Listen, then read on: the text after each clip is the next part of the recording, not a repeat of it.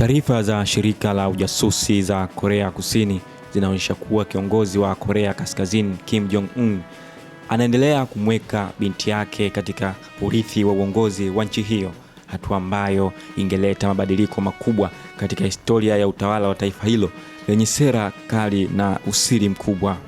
Kwa mujibu wa shirika hilo la kijasusi la National Intelligence Service NIS,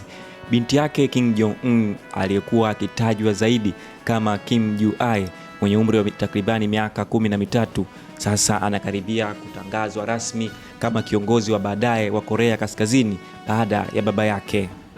Taarifa hii inajulikana baada ya shirika hilo la kijasusi kutoa taarifa kwa wabunge wa bunge la Korea Kusini kwamba mtoto huyo wa Kim Jong-un si tu anapewa mafunzo bali tayari yuko katika hatua ya kuwa mrithi anayeteuliwa ndani ya mfumo wa uongozi wa chama kinachosimamia nchi hiyo. Hatua hiyo ya kumtoa hadharani bintie na kumkaribisha katika hafla za kisiasa ikiwemo maadhimisho ya kijeshi, maonyesho ya silaha na hafla nyingine za kitaifa inachukuliwa na wataalamu kama njia ya kuimarisha nafasi yake kama mtu anayetarajiwa kuchukua dola mara utawala wa Kim Jong-un utakapoisha.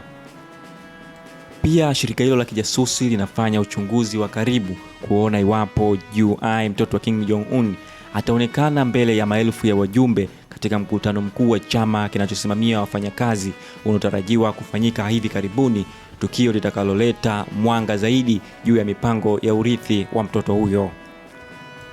Kwa muda mrefu alionekana hadharani pamoja na baba yake, na safari yake ya kwanza ya kimataifa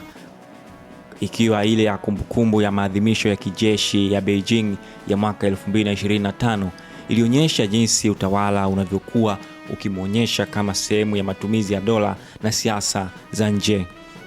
Ikiwa uteuzi huu utatangazwa rasmi, basi itakuwa ni mabadiliko ya kihistoria katika utawala wa Korea Kaskazini, kwani tangu taifa hilo lilipoanza mwaka 1948 imekuwa ikiendeshwa na wanaume wa familia ya Kim, kuanzia Kim Il-sung, kisha Kim Jong-il na sasa Kim Jong-un mwenyewe.